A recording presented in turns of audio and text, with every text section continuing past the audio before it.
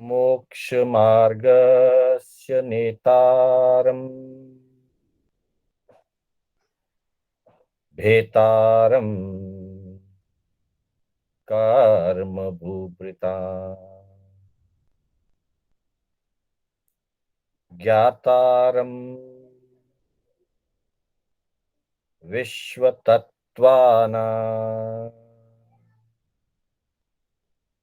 वन्दे तद्गुणलब्धये। वन्दे तद्गुणलब्धये।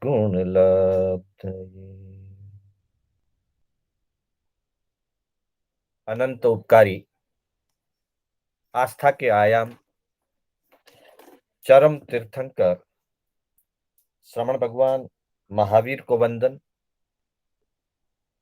प्रभु की परंपरा में विचरण करने वाले समस्त चारित्रार्थ को, धर्म प्रेमी बंधुओं, सुशील माताओं एवं बहनों, श्री कर्नाटक जैन स्वाध्याय संघ बैंगलोर के तत्वावधान में आयोजित रविवार की इस विशेष कक्षा में मैं आप सभी का हार्दिक स्वागत एवं अभिनंदन करता हूं। बंधुओं, हमारी कक्षा जीवन के लिए हित शिक्षाओं से संबंधित चल रही है। अर्थात जीवन में हित शिक्षाओं का बहुत बड़ा महत्व है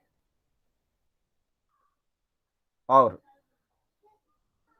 इसी उद्देश्य को ध्यान में रखते हुए हमारे ज्ञानी पुरुषों ने,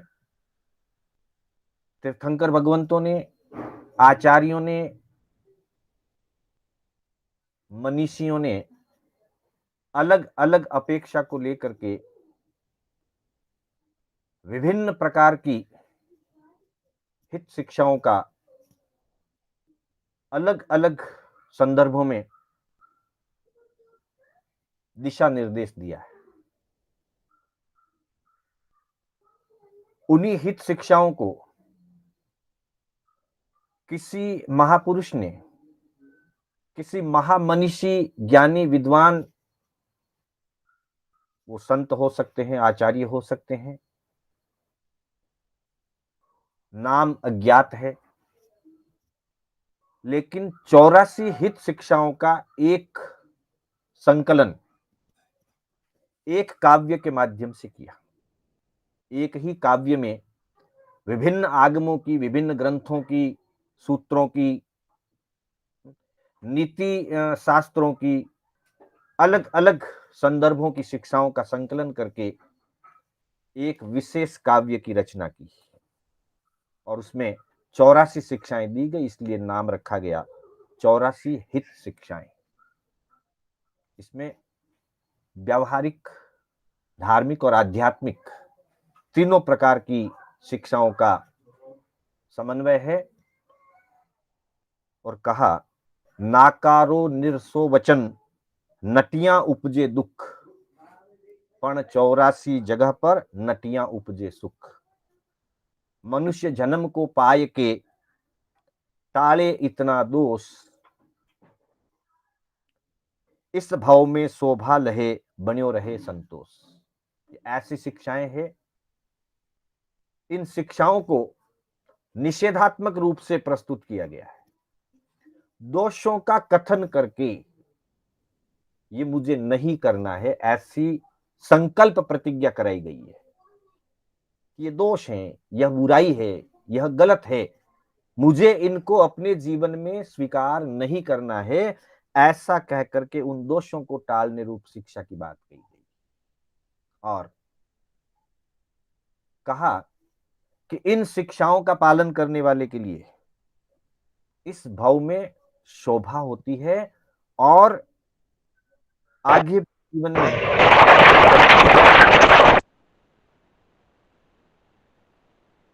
और निर्मलता, पवित्रता जीवन में बनी रहती है। तो पूर्व कक्षाओं में हमारी 3 कक्षाएं इस विषय पर हो चुकी। आज यह इस विषय पर चौथी कक्षा है। पूर्व कक्षाओं में हमने 12 शिक्षाओं का चिंतन मनन किया था। प्रभु सुमरनता चुकिए नहीं, गुरु सेवा से लुकिए नहीं, करनी कर घर भाजे नहीं, धर्म नेम घटाजे नहीं, दान देत अलसाजे नहीं, संत देख टल जाजे नहीं, गुण बिन शीस नमाजे नहीं, नीति बात उठाजे नहीं, नीची संगति करिए नहीं, ऊंची को पर हरिए नहीं, नृप से वाद वदीजे नहीं, ओछी अकल उपाजे नहीं। इन 12 कड़ियों की चर्चा हमने पूर्व की 3 कक्षाओं में की।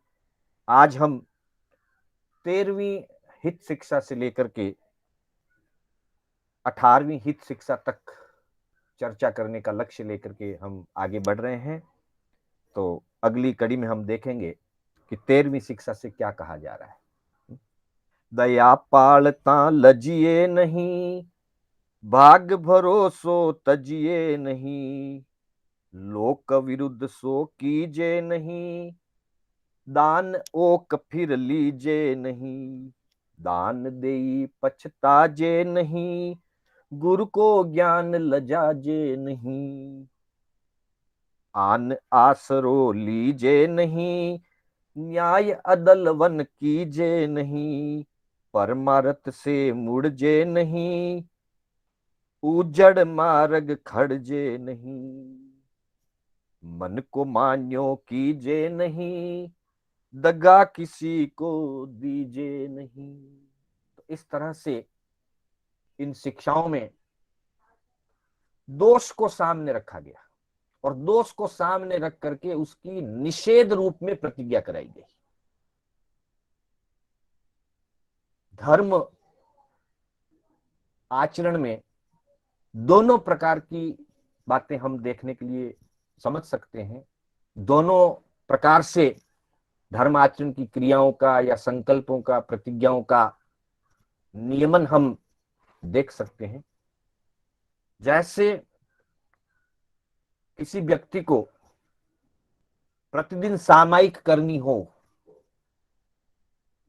महीने में 6 पौषध करने हो, श्रावक के लिए जैसे कथनीय कहा गया है, करणीय कहा गया है, प्रतिदिन मनोरथ का चिंतन करना हो, तो वहां प्रवृत्ति मूलक प्रतिज्ञा होती है कि मैं प्रतिदिन सामायिक करूंगा, मैं महीने में इतने पौषध करूंगा, मैं प्रतिदिन 14 नियम का चिंतन करूंगा, 3 मनोरथ का चिंतन करूंगा, मैं प्रतिदिन माला फेरूंगा, गुरु दर्शन के लिए जाऊंगा। ये सारी प्रवृत्ति मूलक प्रतिज्ञाएं होती है। और कई ऐसी प्रतिज्ञाएं होती है जिसमें निषेधात्मक होता है। मैं 7 कुव्यसन का सेवन नहीं करूंगा, मैं रात्रि भोजन का सेवन नहीं करूंगा, मैं जमीकंद का सेवन नहीं करूंगा। जहां अशुभ क्रिया का त्याग हो वहां निषेधात्मक प्रतिज्ञा कराई जाती है, नकारात्मक प्रतिज्ञा कराई जाती है। उद्देश्य दोनों में एक ही है, भाव दोनों का एक ही है। एक में धर्म करनी करने का संकल्प किया जाता है और एक में पाप क्रिया के या अशुभ क्रिया के, दूषण का, दोषों का त्याग करने की प्रतिज्ञा की जाती है। तो यह जो हित 84 शिक्षाएं हैं, इसमें निषेधात्मक रूप से दोष को सामने बता करके प्रतिज्ञा की गई है कि मैं इस प्रकार के दोष का सेवन नहीं करूंगा, यह कार्य मैं नहीं करूंगा, यह बुराई मेरे जीवन में नहीं रखूंगा।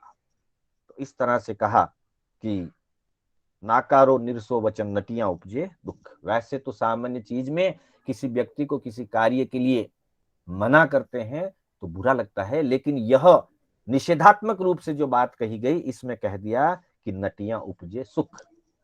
इसमें मना करने से मतलब निषेधात्मक रूप से प्रतिज्ञा करने से, मना करने का मतलब है अपने आप से ये संकल्प है कि मैं यह क्रिया नहीं करूंगा। जैसे 13वीं हित शिक्षा की बात हम प्रारंभ करते हैं कि दया पालता लजिए नहीं। अब दया पालना अच्छा कार्य है, लेकिन अगर उस किसी व्यक्ति को दया पालने के कार्यों में शर्म महसूस होती है, लाज आती है, तो फिर वह उस प्रवृत्ति को नहीं कर पाएगा, वो दया नहीं पाल सकता। अब कोई प्रश्न करे कि दया पालने में कैसी शर्म है? हाँ, दया पालना तो अच्छा कार्य है, क्यों शर्म आएगी?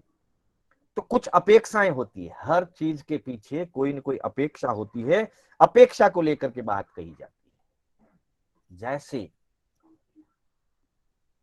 जैन दर्शन में, क्योंकि यह त्याग मूलक दर्शन है, यह प्रवृत्ति मूलक नहीं है, निवृत्ति मूलक दर्शन है। जैन दर्शन निवृत्ति मूलक दर्शन है, गुण पूजक दर्शन है, त्याग मूलक दर्शन है।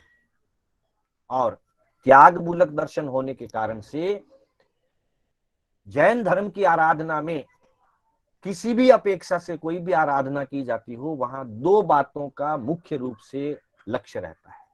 धर्म आराधना के पीछे दो मुख्य लक्ष्य होते हैं। एक लक्ष्य होता है जीवों के प्रति दया और करुणा, अर्थात जीवों की यतना, जीवों की रक्षा, छेकाए जीवों की रक्षा, यह एक उद्देश्य होता है। जगह जगह हमारे शास्त्रों में आया है, जीव रक्षण थाए, जीवों की रक्षा के लिए मैं व्रतों का धारण कर रहा हूं, मैं महाव्रतों को धारण कर रहा हूं, मैं धर्म की आराधना कर रहा हूं, धर्म क्रिया कर रहा हूं, संवर की प्रवृत्ति कर रहा हूं। तो पहला मुख्य उद्देश्य होता है जीवों की यतना, और दूसरा मुख्य उद्देश्य होता है अपने इच्छाओं का निग्रह, अपनी सुख सुविधाओं का, अपनी इच्छाओं का निग्रह। इन दो बातों को ध्यान में रख के ही धर्म आराधना की जाती है।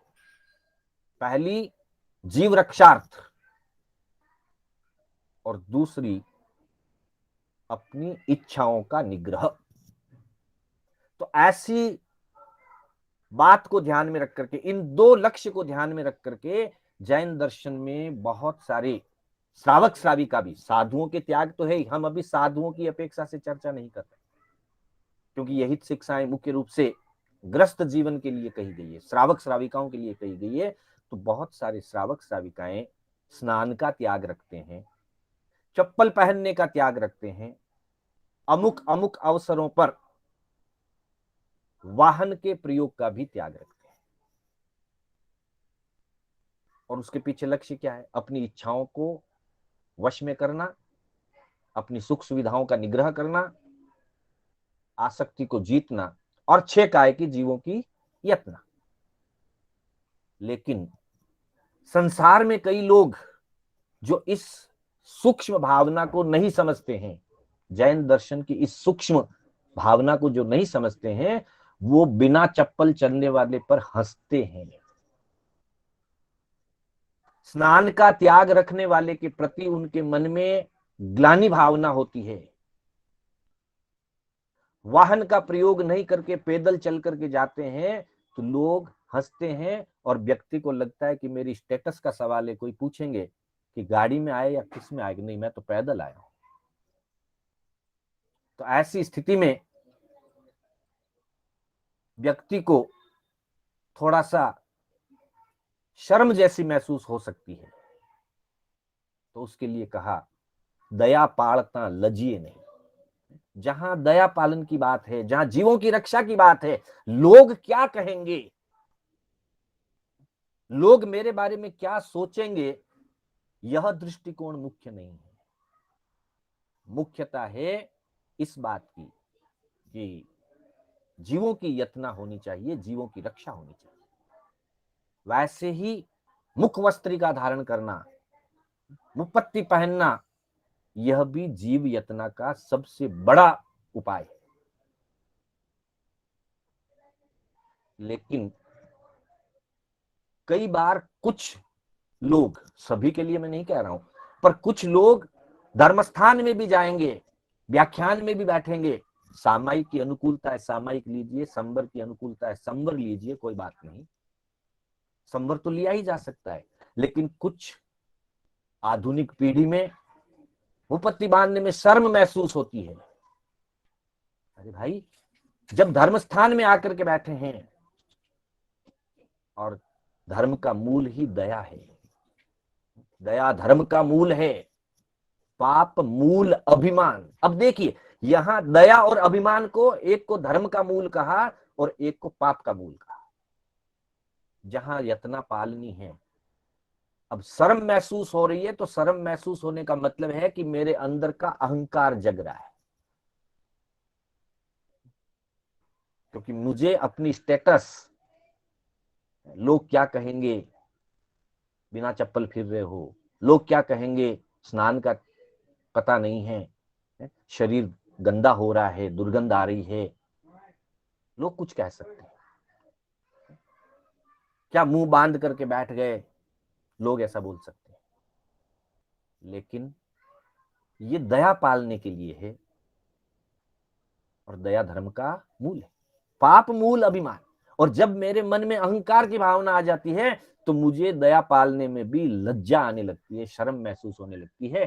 तो ज्ञानी जन कहते हैं कि दया पालता लजिए नहीं। और एक अपेक्षा ग्रस्त जीवन की, घर में अपने हाथों से काम करना, अपने हाथों से काम करने से यतना रहती है, वस्तु का दुरुपयोग नहीं होता, अनावश्यक रूप से पानी साबुन आदि का खर्च नहीं होता, और यतना होती है। अनुकूलता नहीं है, बाहर से करवाना पड़ता है, वो बात अलग। घर में बुजुर्ग ज्यादा हैं, बच्चे ज्यादा हैं, करने वाले कम हैं, व्यवस्था अधिक है, आवश्यकता की बात अलग है।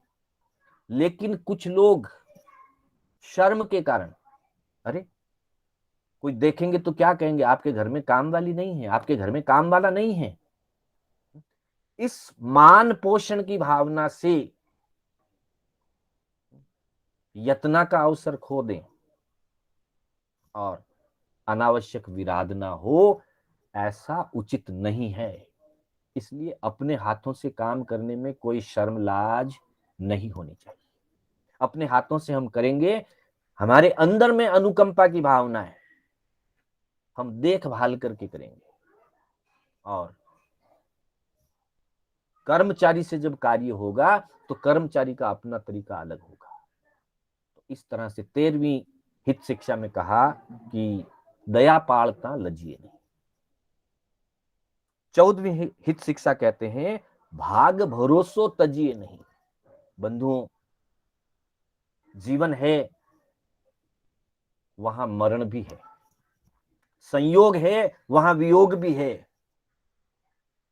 मान है वहां अपमान भी है, सफलता के साथ असफलता भी है। और ये सारी चीजें भाग्य पर निर्भर करती है, अपने कर्मों के फल पर। भाग्य का मतलब अपने कर्मों के फल पर निर्भर करती है।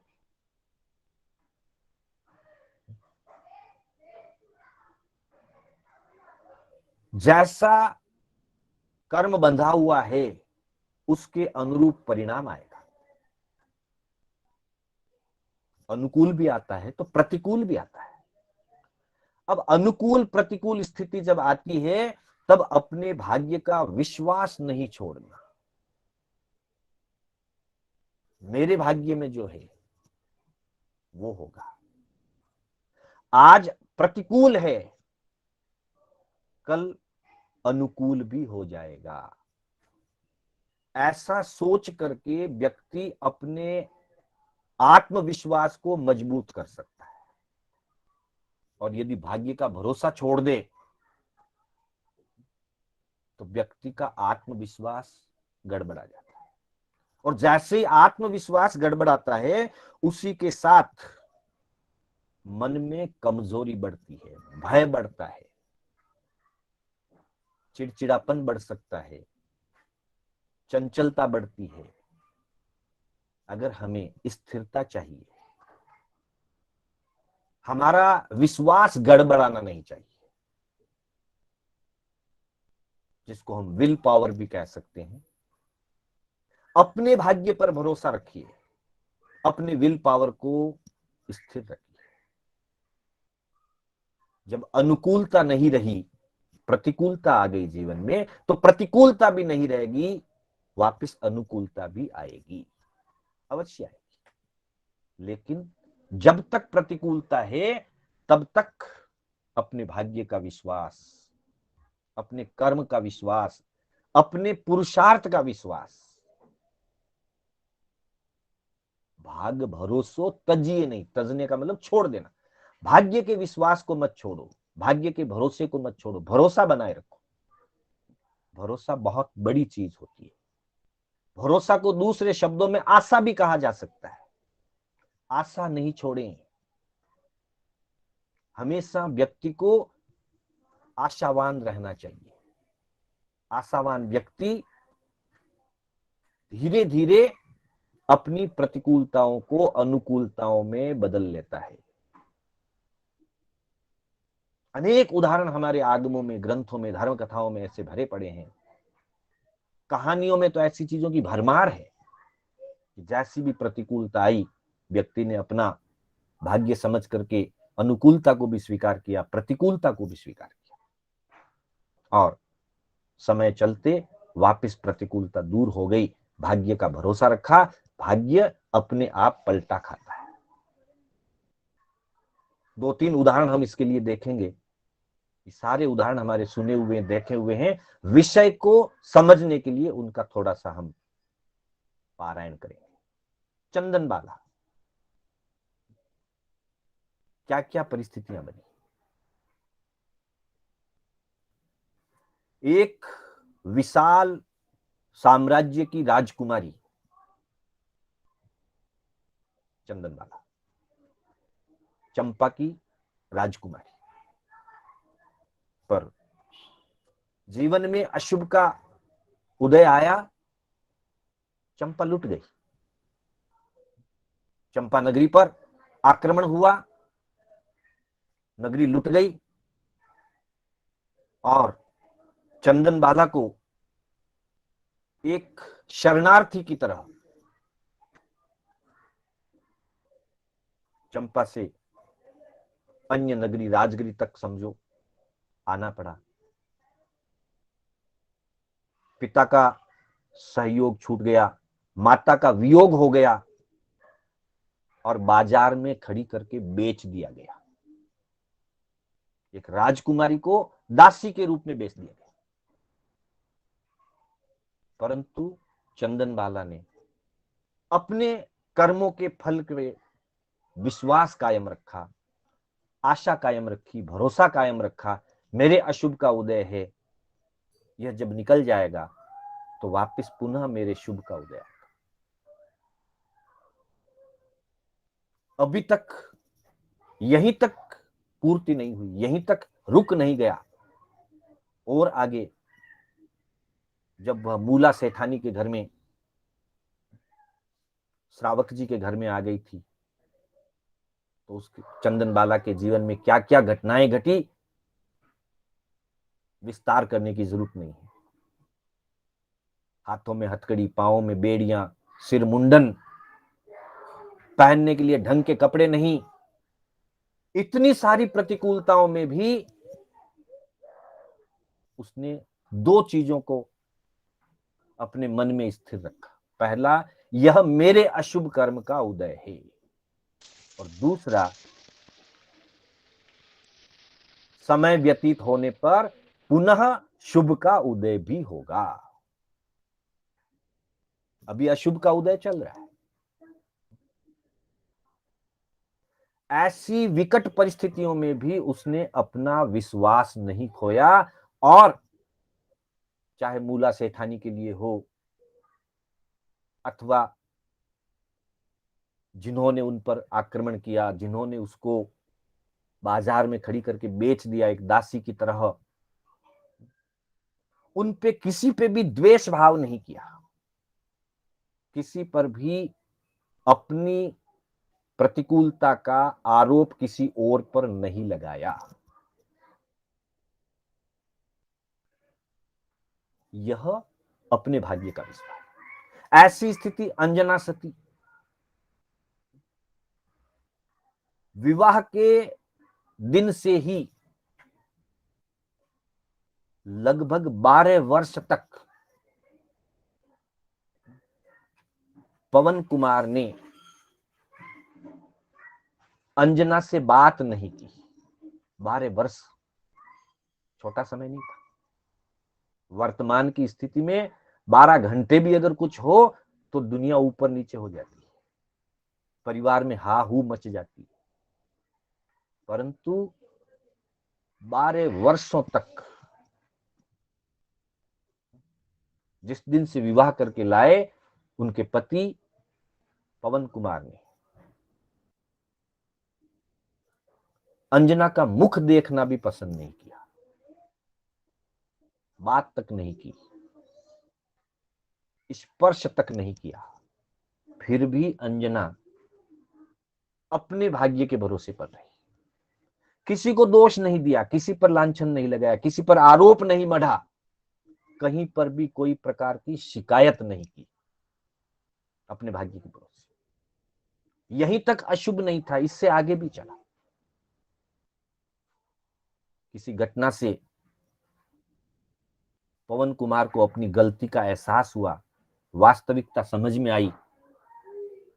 वो युद्ध के पड़ाव के बीच में से एक दिन के लिए रात्रि में घर आए, वापस चले गए। युद्ध के मैदान में परिवार से किसी से मिलना नहीं हुआ, समय कम था।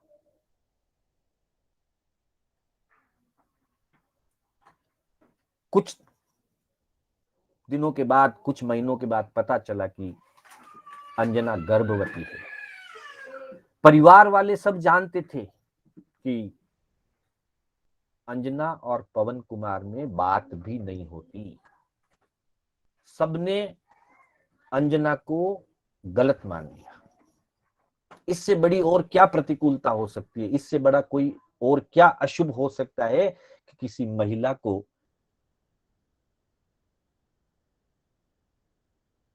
उल्टा मान लिया जाए, उसको चारित्रहीन मान लिया जाए, कैरेक्टरलेस लेबल लग जाए जिस पे। इससे बड़ी क्या प्रतिकूलता हो सकती। फिर भी अंजना शांत रही, अपने भाग्य पर भरोसा रखा। घर से निकाल दिया गया। अंजना राजा महेंद्र की पुत्री थी। अंजना अपने पिता के घर गई। पिता ने भी उसको अपने घर में प्रवेश नहीं किया, नहीं करने दिया प्रवेश। पिता ने भी उसका विश्वास नहीं किया। अंजना 100 भाइयों की इकलौती बहन थी। अंजना के 100 भाई थे, सगे 100 भाई। किसी भाई भाभी ने भी अंजना का साथ नहीं दिया। वो जंगलों में भटकती रही, ऋषि मुनियों के आश्रमों में भटकी, वहीं पर उसने पुत्र को जन्म दिया। हनुमान जैसे बलवान पुत्र को जन्म दिया। ये सारी स्थितियां उनके जीवन में आई, लेकिन अपने भाग्य का भरोसा रखा। कुछ समय के बाद जब पवन कुमार वापस लौटे, सारी परिस्थिति मालूम पड़ी, ढूंढ करके वापस घर लेकर के आए। प्रतिकूलता अनुकूलता में बदली। लेकिन जब तक प्रतिकूलता थी, वे हमेशा अपने भाग्य के भरोसे और अपने कर्मों का अशुभ फल मान करके किसी को भी उसके लिए आरोपित नहीं किया, किसी पर भी आरोप नहीं लगाया, शिकायत नहीं की। ऐसी ही घटना धन्ना सेठ की आती है। बड़े भाग्यशाली थे धन्ना। प्राय हर व्यापारी इस बात की मनोकामना रखता है, बहियों में लिखता है कि धन्ना साली भद्र जैसी रिद्धि सिद्धि हो। मतलब धन्ना जी इतने सौभाग्यशाली थे। लेकिन घर में 4 भाइयों का परिवार था, बार बार ऐसी स्थितियां बनती कि धन्ना जी को घर से निकाल दिया जाता। पर धन्ना जी जहां जाते थोड़े दिन प्रतिकूलता रहती और उनके भाग्य से वापिस सारी अनुकूलताएं हो जाती। तो ऐसी अनेक घटनाएं, अनेक कथाएं भरी है। बस उद्देश्य एक ही है कि अपने अशुभ कर्म के उदय होने पर उसे अपने अशुभ कर्म का उदय मान करके किसी और पर, निमित्त पर आरोप नहीं लगाना, किसी और से द्वेष बुद्धि नहीं करना, और अपना पराक्रम करते हुए, अपना कर्तव्य पालन करते हुए भविष्य में अवश्य ही मेरा भाग्य शुभ उदय होगा, यह सकारात्मक सोच रखे। इसलिए कहा भाग भरोसो तजिए नहीं। फिर 15वीं शिक्षा में कहते हैं लोक विरुद्ध सो कीजिए नहीं। नेक्स्ट स्लाइड में हम देखेंगे, लोक विरुद्ध सो कीजिए नहीं। कोई भी कार्य जो लोक विरुद्ध है, लौकिक मर्यादा, संसार की मर्यादा के कोई विरुद्ध है, ऐसा कोई कार्य जीवन में नहीं करना चाहिए। भले ही वो सही है, सही होते हुए भी अगर लोक मर्यादा के हिसाब से अगर वो चीज शोभनीय नहीं लगती है, तो ऐसा आचरण, ऐसी कोई प्रवृत्ति जीवन में नहीं करनी चाहिए। हमारे ज्ञानियों ने कहा है यद्यपि शुद्धम लोक विरुद्धम। यह नीति का एक बहुत ही महत्वपूर्ण श्लोक है, सूक्ति है। यद्यपि शुद्धम लोक विरुद्धम ना आचरणीयम न करणीयम। भले वो बात सही है, भले आप सही हो, लेकिन आपका निर्णय, ज्ञानीजन कहते हैं कि यदि आपका निर्णय लोक मर्यादा के विपरीत हो रहा है, लोक जो लौकिक व्यवहार है, सामाजिक व्यवहार है, उस व्यवहार के विपरीत अगर कोई चीज हो रही है, सही भी हो पर मत करिए, सही होते हुए भी मत करिए। यद्यपि शुद्धम लोक विरुद्धम ना आचरणीयम ना करणीयम। उसका जीवन में सेवन नहीं करना, आचरण नहीं करना, वो आचरण करने योग्य नहीं है, भले शुद्ध है। वहां निश्चय की दृष्टि काम नहीं आएगी कि निश्चय में सही है, सही है। व्यवहार की दृष्टि काम आएगी कि व्यवहार क्या कह रहा है। लोक व्यवहार को कभी भी लोप नहीं करना चाहिए, लोक व्यवहार के विरुद्ध कोई कार्य नहीं करना चाहिए। जैसे हम 2 उदाहरण देखते हैं। पहला उदाहरण रामायण की घटना का सर्व प्रसिद्ध उदाहरण है। 14 वर्ष का वनवास पूरा करके और युद्ध में लंका पर विजय प्राप्त करके रावण को हरा करके राम अपनी पूरे दल बल के साथ सीता जी को लेकर के, राम लक्ष्मण सीता और अनेक अनुचर हनुमान विभीषण आदि अयोध्या पहुंचते हैं। अयोध्या पहुंचने पर उनका भव्य स्वागत होता है और उसी के रूप में दीपावली भारतवर्ष में मनाई जाती है। विजयदशमी के दिन उन्होंने विजय प्राप्त की और उसके बाद चल करके अयोध्या आए। तब तक कार्तिक अमावस्या हो गई। लोगों ने दीप जला करके, रोशनी करके, सजावट करके, नगर को सजा करके उनका स्वागत किया था और उसी के कारण से दीपावली का त्योहार बन गया। फिर उसके आगे पीछे और भी अनेक घटनाएं कार्तिक अमावस्या के साथ जुड़ी हुई है। भगवान महावीर का निर्वाण महोत्सव भी संयोग से उसी दीपावली की रात्रि में हुआ। तो ये काफी बाद की घटना है। राम की घटना 20वें तीर्थंकर मुनि सुव्रत भगवान के समय की घटना है, और महावीर का मोक्ष 24वें तीर्थंकर अंतिम तीर्थंकर की घटना है, काफी लंबे काल के बाद की घटना है। जो भी हो, दीपावली का एक निमित्त बना, सारी व्यवस्थाएं अनुकूल हो गई, पर राम प्रजावत्सल थे। राम के मन में पूरी प्रजा के प्रति, अपने नागरिकों के प्रति, अपने पुत्र और भाई जैसा वात्सल्य व्यवहार था। वे अनेकों बार वेश बदल करके नगरी में गुप्त रूप से भ्रमण करते, और गुप्त रूप से भ्रमण करके लोगों के सुख दुख को चुपचाप जानने का प्रयास करते थे। ऐसे ही एक प्रसंग में उनको सुनने को मिला, एक नागरिक, उसकी पत्नी रात में थोड़ी देर से घर पहुंची, बाहर गई हुई थी किसी कार्य से। पति को गुस्सा आ गया। उसने अपनी पत्नी से कहा, इस तरह से तुम देरी से बाहर रहती हो, मैं तुम्हें घर में नहीं आने दूंगा। तो पत्नी ने कहा, मेरा कोई दोष नहीं है, काम से गई थी, वो कुछ भी हो, मैं घर में नहीं आने दूंगा। और उसी प्रसंग में उसके मुंह से निकल गया, हालांकि वो कोई राम को, सीता को लांछन नहीं लगाना चाहता था, उसका कोई ऐसा भाव नहीं था, ऐसा कोई दुर्भावना उसके मन में नहीं थी, लेकिन उसी कलह के बीच में, उस चर्चा वार्ता के बीच में उसके मुंह से निकल गया कि मैं कोई राम नहीं हूं जो रावण के लंका में रहकर आई हुई सीता को स्वीकार कर लिया, मैं राम नहीं हूं। उसका कहने का तात्पर्य कुछ और भी हो सकता है, पर लोक व्यवहार में कुछ और समझा जाता है।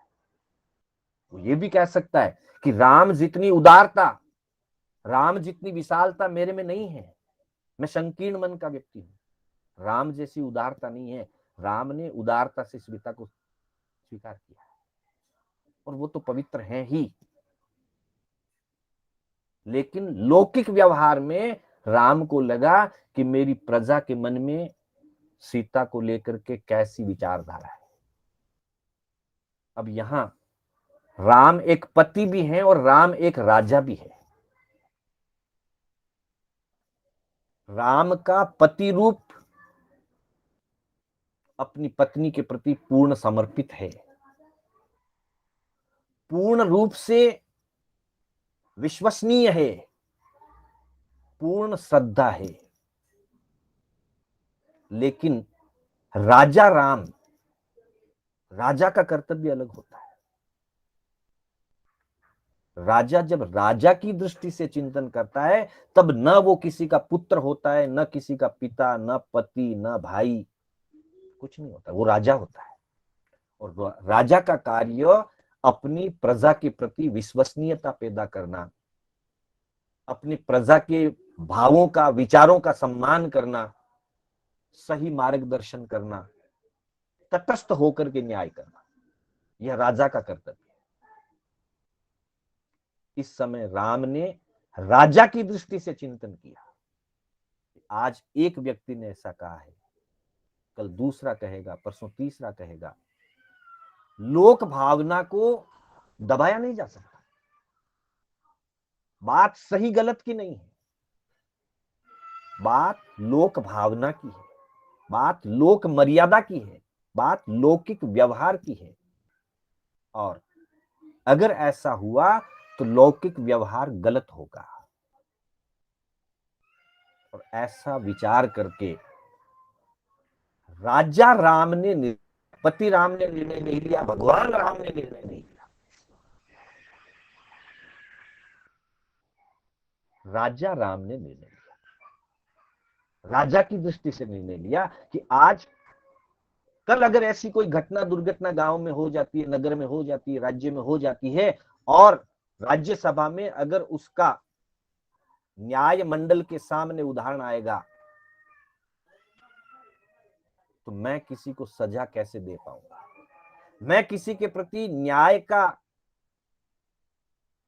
जो रिजल्ट होगा, न्याय का जो परिणाम होगा, वो न्याय कैसे पलवा सकूंगा, इसलिए मुझे पहले अपने से शुरुआत करनी होगी। और उस राजकीय बाध्यता के कारण राम ने निर्दोष सीता को भी निष्कासित कर दिया।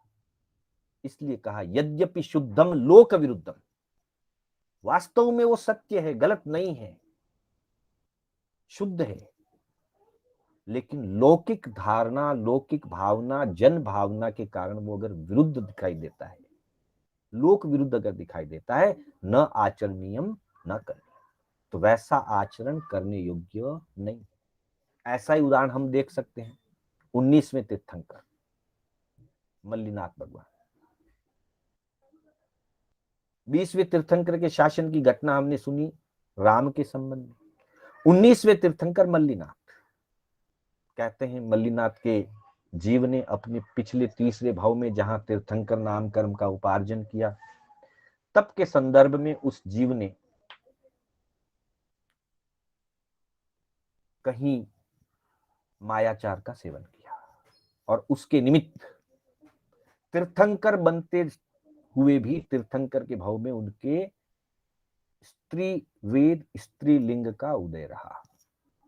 इसको हमारे जैन दर्शन के अंतर्गत अछेरा या आश्चर्यकारी घटना मानी जाती है कि अनेक काल चक्रों में, अनेक 24 के बीच में कभी कदाचित ऐसी कोई घटना होती है जो सामान्य रूप से नहीं होती है, तो लोगों में आश्चर्य होता है, अरे तीर्थंकर तो हमेशा पुरुष होते हैं, यह महिला तीर्थंकर कैसे हो गई, तो आश्चर्य होता है। बहुत ही आपवादिक वाली कोई विशेष घटना कभी घटित होती है, चाहे वो घटना नेगेटिव हो चाहे पॉजिटिव हो, चाहे वो घटना अच्छी हो चाहे वो घटना खराब हो, लेकिन बहुत ही आपवादिक रूप में कदाचित कोई घटना घटती है, विशेष घटना, तो जनमानस में आश्चर्य होता है और उसी को शास्त्रकार अछेरे के रूप में, आश्चर्य के रूप में कथन करते हैं। तो यह एक अछेरा हुआ था कि 19वें तीर्थंकर स्त्री पर्याय में हुए, बाकी के सारे 23 तीर्थंकर पुरुष थे, 19वें तीर्थंकर मल्लिनाथ स्त्री पर्याय में थे। समय होने पर राजकुमारी अवस्था से उन्होंने दीक्षा ग्रहण की, बहुत जल्दी ही उनको केवल ज्ञान की प्राप्ति हो गई, तीर्थ की स्थापना कर दी, तीर्थंकरत्व को प्राप्त कर लिया। अब तीर्थंकर तो वीतराग होते हैं, मोहनीय कर्म क्षय हो चुका है, न कषाय है, न विकार है, न विषय है, न वासना कामना, कुछ नहीं, वो तो भगवान हो चुके हैं। लेकिन लोक दृष्टि में वो महिला थे, पुरुष नहीं थे, महिला थे। तीर्थंकर बने तब भी महिला थे, लौकिक दृष्टि से वो स्त्री पर्याय में थे। और इसीलिए विद्वानों से सुना है कि सायकालीन का जब समय आता तब मल्लिनाथ भगवान साध्वी जी के स्थान पर ठहरते थे, साधुओं के स्थान में नहीं रहते, हालांकि तीर्थंकर थे, परंतु लौकिक व्यवस्था, लौकिक दृष्टि में जो नियम है वे नियम बाह्य व्यवस्था के अनुसार बनाए गए हैं। जिन शासन के जो सामाचारी के नियम हैं, जो सैद्धांतिक नियम है, वो अपनी जगह, लेकिन जो व्यवहारिक नियम है वो लोक व्यवहार या सामान्य व्यवहार के अनुरूप बनते हैं। तो ऐसी अनेक घटनाएं हमको मिलेगी जहां लोक व्यवहार को प्रमुखता दी गई, लौकिक व्यवस्था को प्रमुखता दी गई, लोक विरुद्ध न आचरण करना, न कथन करना, न प्रवृत्ति करना, कुछ नहीं। तो 15वीं शिक्षा में कहते हैं लोक विरुद्ध सो कीजिए नहीं, यद्यपि शुद्धम लोक विरुद्धम ना आचरणीयम ना करणीयम। न करने योग्य है, न आचरण करने योग्य है। उसके बाद 16वीं और 17वीं हित शिक्षा दोनों लगभग एक ही विषय को लेकर के है। दान ओक फिर लीजे नहीं, दान देई पछताजे नहीं। एक बार दान दे दिया, ओक कहते हैं वमन को, उल्टी कर देना। यहां भावार्थ है, शाब्दिक अर्थ होता है उसका उल्टी कर देना, और यहां इस शब्द का भावार्थ है पुनः उल्टा होकर के लेना नहीं। अर्थात दान में कोई वस्तु दे दी, दान दी हुई वस्तु को व्यक्ति वापस ग्रहण नहीं करे। जैसे किसी व्यक्ति को भोजन करने के बाद उल्टी हो गई हो, तो उल्टी को वापस ग्रहण नहीं किया जा सकता। वैसे ही दान दी हुई वस्तु को वापस नहीं लेना। और कई बार होता है कि चलो लेता तो नहीं है व्यक्ति, अब कैसे ले सकते हैं, दे दिया है, लेकिन मन में पछतावा रह जाता है। तो 17वीं जो शिक्षा उसमें कहते हैं कि दान दे पछताजे नहीं, पश्चाताप भी नहीं आना चाहिए, मैंने क्यों दिया, नहीं देता तो अच्छा रहता, मेरे खुद काम आता। नहीं, ज्ञानी जन तो कहते हैं हर्ष भाव से दान दें, अहोभाव के दान दें। दान देने से पहले अहोभाव होना चाहिए, दान देते समय अहोभाव होना चाहिए, और दान देने के बाद भी अहोभाव होना चाहिए, हर्ष भाव होना चाहिए। मतलब तीनों, पूर्व में, देते समय और देने के बाद, तीनों ही काल में हर्ष भाव। पश्चाताप का तो सवाल ही नहीं। लेकिन कभी कभी स्थितियां हो जाती है कि दी हुई वस्तु व्यक्ति वापस प्राप्त करना चाहता है, वापस ले लेना चाहता है, और नहीं मिलती है तो पश्चाताप भी करता है, अथवा देने के बाद पश्चाताप करता है क्यों दी, नहीं देता तो अच्छा था। इसलिए दोनों 16वीं और 17वीं जो हित शिक्षा है वो दान के संबंध में है। दान ओक फिर लीजे नहीं, दान देई पछताजे नहीं। दो व्यक्तियों का उदाहरण मैं इसमें रखना चाहूंगा। घटनाएं सुनी हुई है, कहानियां पढ़ी हुई है अनेक बार। राजगिरी नगरी के अंदर दो बड़े सेठ थे। एक बड़े सेठ थे शालीभद्र, और एक बड़े सेठ थे मम्मण। हाँ, वो भी बड़े सेठ थे, हालांकि व्यवहार में उनको सेठ जैसा आदर सम्मान नहीं मिला,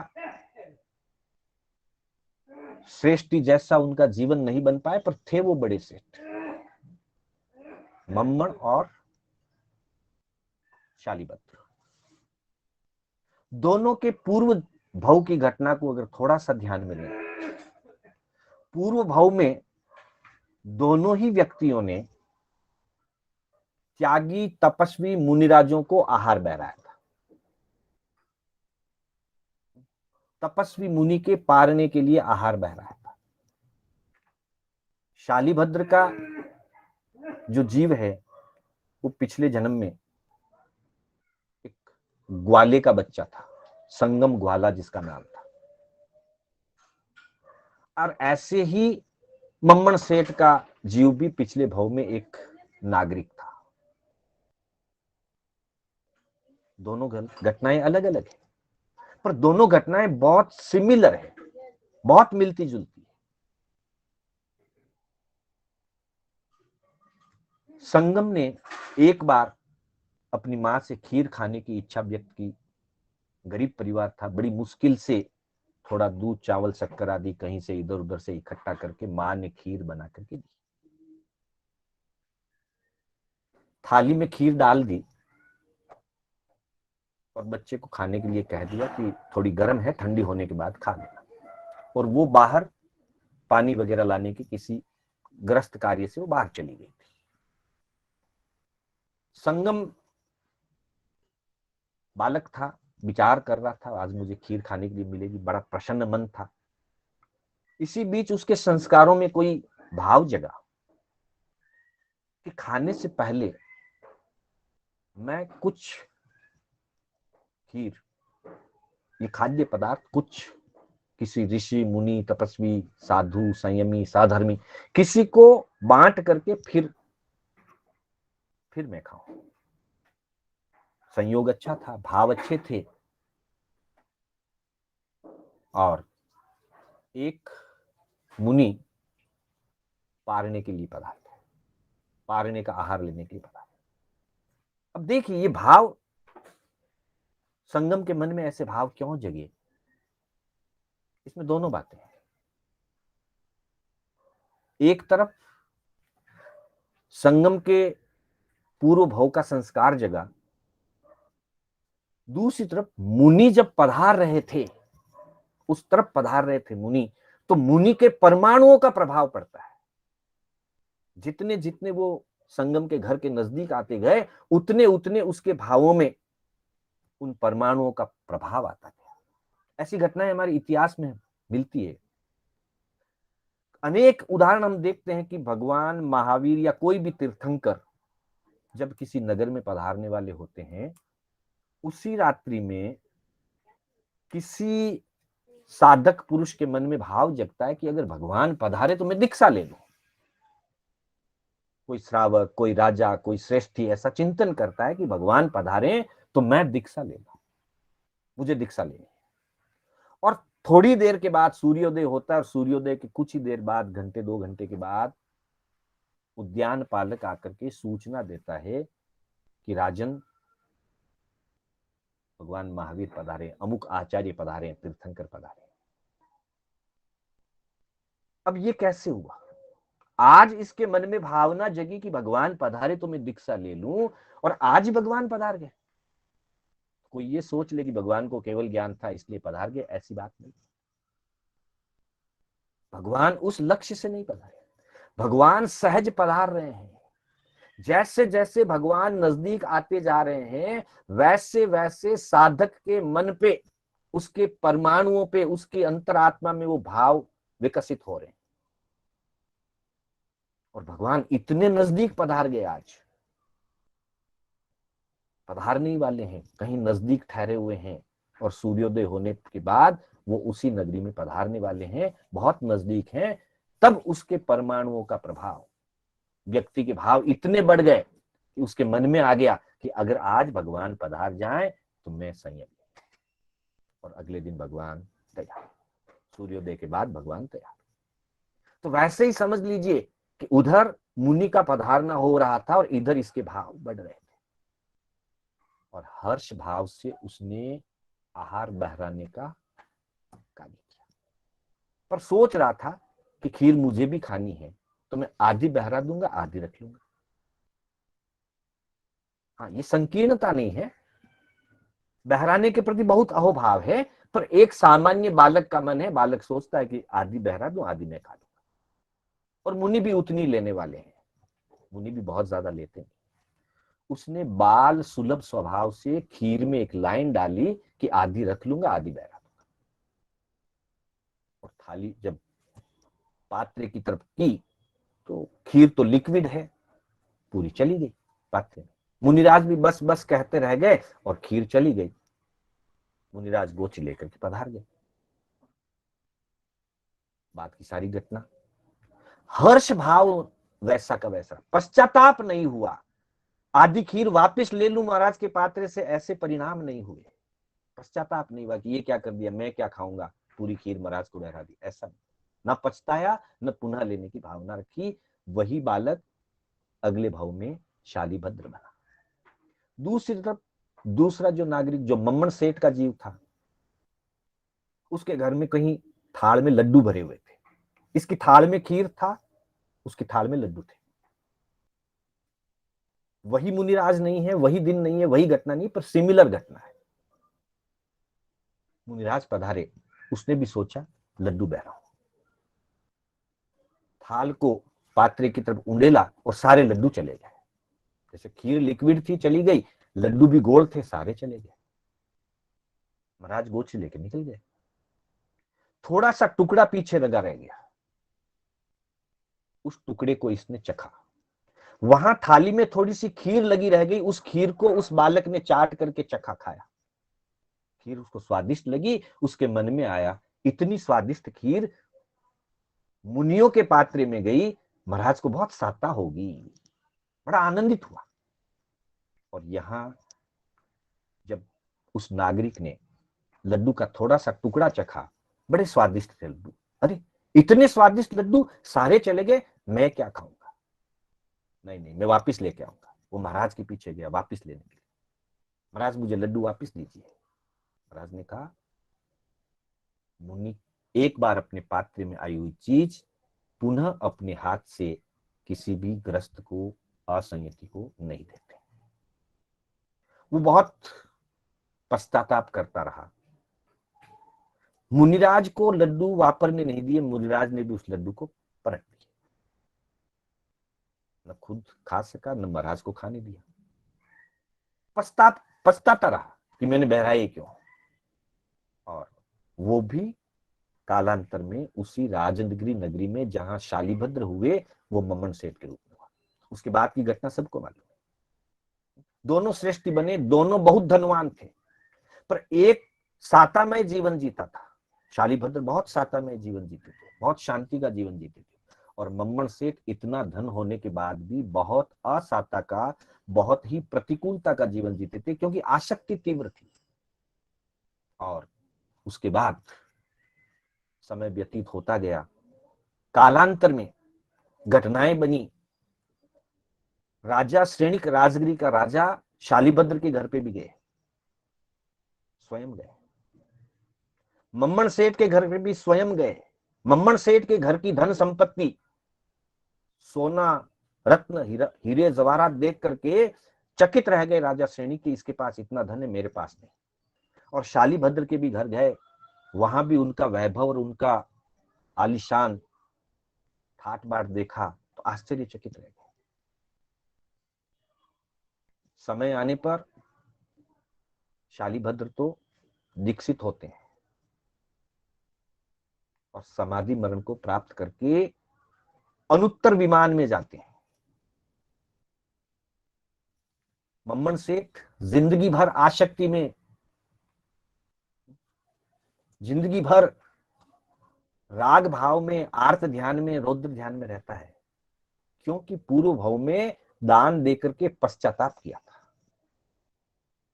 आहार दिया पर मुनि को उपभोग नहीं करने दिया। इस भाव में धन खूब मिला, पर मानसिक परिणाम ऐसे बने कि उस धन का सदुपयोग नहीं कर सका और उस धन के प्रति आसक्ति रख करके आयु पूरा करके अनुत्तर नरकावास में गया। शालिभद्र का जीव अनुत्तर विमान में उत्पन्न हुआ और मम्मन सेठ का जीव अनुत्तर नरकावास। 7वीं नरक के 5 नरकावास हैं, उनको अनुत्तर नरकावास कहे जाते हैं। और 9 ग्रह के ऊपर जो 5 विमान हैं, उनको अनुत्तर विमान कहा जाता है। मतलब देवगति में ये सबसे उत्कृष्ट है, इसलिए अनुत्तर विमान कहा जाता है। और नरक गति में वे सबसे उत्कृष्ट हैं, वैसे निकृष्ट हैं, लेकिन उस व्यवस्था में वो सबसे अंतिम है, इसलिए उनको अनुत्तर नरकावास कहा जाता है। एक अनुत्तर विमान में, एक अनुत्तर नरकावास में। वहां उनको भी 33 सागरोपम की स्थिति मिली, यहां इनको भी 33 सागरोपम की स्थिति मिली, पर एक 33 सागरोपम तक सुखमय जीवन जिएगा और दूसरा 33 सागरोपम तक दुखमय जीवन जिएगा। ये सारा कारण पश्चाताप का है। दान देने के बाद पश्चाताप किया, शुभ कार्य के बाद कभी पश्चाताप नहीं करें। दान देने के बाद वापस लेना नहीं चाहें, इसलिए कहा कि दान ओक फिर लीजे नहीं, दान देई पछताजे। और 18वीं जो शिक्षा है, गुरु को ज्ञान लजाजे नहीं। गुरुओं से हमें जो ज्ञान प्राप्त होता है उसका आचरण करना चाहिए। गुरु की आज्ञा के विरुद्ध आचरण नहीं करना चाहिए, गुरु का आदर सम्मान करना चाहिए। अगर इसके विपरीत हम चलते हैं तो गुरु का ज्ञान लज्जित होता है। गर्गाचार्य के 500 शिष्य, 500 ने भी गुरु का आदर नहीं किया, मान नहीं किया, सम्मान नहीं किया। गुरु ने तो अच्छी शिक्षा दी थी, हित शिक्षा दी थी, पर वे अपात्र निकले, अविनीत निकले और गुरु के ज्ञान को लज्जित किया, गुरु को भी लज्जित किया, अपने आचरण को भी खराब कर लिया। इतना अच्छा अवसर प्राप्त हुआ, गुरु से इतना सद्ज्ञान प्राप्त हुआ, लेकिन आचरण विपरीत करके गुरु के ज्ञान को लज्जित किया। ऐसा ही उदाहरण गर्गाचार्य के 500 शिष्यों का भी समझ सकते हैं। और भगवान के पास दीक्षित होने वाले जमाली, जो संबंध में उनके जमाई भी थे, भगवान के ही ज्ञान को प्राप्त करके तीर्थंकरों के द्वारा जिन्होंने बोध प्राप्त किया, तीर्थंकरों के पास जो दीक्षित हुए, लेकिन कालांतर में उनकी श्रद्धा डगमगा गई, वो समझ नहीं पाए और भगवान के सिद्धांत का अपलाप कर दिया, भगवान के सिद्धांत को गलत बता दिया। इससे बड़ी लज्जा की बात क्या हो सकती है कि तीर्थंकरों के ज्ञान को, तीर्थंकरों के सिद्धांत को गलत कह दिया जाए। तो इस तरह से जमाली का उदाहरण है, गर्गाचार्य के 500 शिष्यों का उदाहरण है, और भी अनेक उदाहरण मिल सकते हैं। तात्पर्य इतना ही है कि ज्ञानियों से जो ज्ञान हम प्राप्त करें उसका हम आदर करें, मान करें, सम्मान करें। कदाचित नहीं समझ में आए तब भी हम तत्व केवली गम्य है ऐसा सोच करके विपरीत आचरण नहीं करें, अपमानजनक स्थिति नहीं बनाए, अनादर या निरादर की स्थिति नहीं बनाए, बहुमान को घटाएं नहीं, ज्ञान को लज्जाएं नहीं। तो इस तरह से आज हमने 6 हित शिक्षाओं की चर्चा की। पुनः एक बार सुन लें। दया पाड़ता लजिए नहीं, भाग भरोसो तजिए नहीं, लोक विरुद्ध सो कीजे नहीं, दान ओक फिर लीजे नहीं, दान दे पछताजे नहीं, गुरु को ज्ञान लजाजे नहीं। जो इस तरह से इन शिक्षाओं का पालन करते हैं उनके लिए क्या परिणाम होता है, क्या लाभ होता है इस शिक्षाओं का, उसके लिए अंतिम कड़ी में कहते हैं, इन चल गत चाले सुगढ़, भलो कहे सब कोई, निश्चय इह परलोक में पलो न पकड़े कोई। जो भी समझदार व्यक्ति, सुघड़ यानी सुज्ञ, सुज्ञ व्यक्ति, प्रज्ञावान, मतिमान, समझदार व्यक्ति इन शिक्षाओं के अनुसार, जो ये शिक्षाएं बताई गई है इनके अनुसार जो चलता है, इस जगत में उसका भला होता है और इस भव और पर भव में दोनों जगह उसकी आत्मा का विकास होता है, आत्मगुणों का उत्थान होता है। कहीं कोई रुकावट बाधा जीवन में नहीं आती है। निश्चय यह परलोक में पलो न पकड़े कोई। तो अंत में इतना ही कहेंगे कि हम इन शिक्षाओं का श्रवण करके इनका थोड़ा चिंतन करें, मनन करें और अपने जीवन आचरण में इन शिक्षाओं को उतारें और नकारात्मकता को हम दूर हटाएं। तो हमारा इस भव और परभव दोनों ही कल्याणकारी, मंगलकारी होगा। इन्हीं शब्दों के साथ मैं अपनी बात को विराम देता हूं। समय हो चुका है। मेरे बोलने में कोई स्खलन